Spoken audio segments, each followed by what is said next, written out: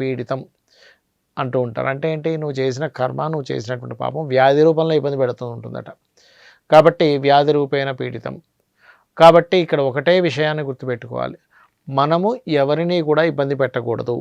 ఇది ఎందుకు తెలుసుకోవాలి అంటే, ఇబ్బంది పెట్టడం వల్ల రాబోయే జన్మ ఇలా వస్తుంది కదా! అంటే పరోపకారం పుణ్యం, పరపీడనం పాపం. ఒకరికి ఉపకారం చేయాలి, అపకారం చేస్తే పాపం వస్తుంది. ఆ పాపం అనుభవించడానికి మళ్ళీ జన్మలు ఎత్తాలి. అయితే ఇక్కడ మీరు అనొచ్చు, ఏమండి మరి అంతమందిని చంపేయడము, కృష్ణుడు వాళ్ళందరినీ చంపేయమన్నాడు, యుద్ధం చేయమన్నాడు, యుద్ధంలో వాళ్ళందరూ మరణించారు కదా, మరి అది పాపం కాదా అంటే, నీ ధర్మాన్ని నువ్వు చేయడం పాపం కాదు, గుర్తుపెట్టుకోండి. అంటే ఎలాగా? ఇప్పుడు అర్జునుడికి శ్రీకృష్ణ పరమాత్మ చెప్పాడు, అర్జునుడు అసలు ఎందుకు యుద్ధం చేయడానికి వచ్చాడు అక్కడికి?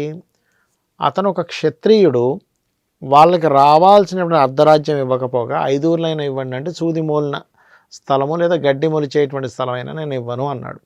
అంటే అప్పుడు అలాంటి క్షత్రియుడు, అంటే దుర్యోధన లాంటి క్షత్రియుడు రాజ్యం పాలిస్తే అంత స్వార్థంగా ఉంటే ప్రజలు ఎక్కడా కూడా వాళ్ళకి న్యాయం అనేటువంటిది జరగదు.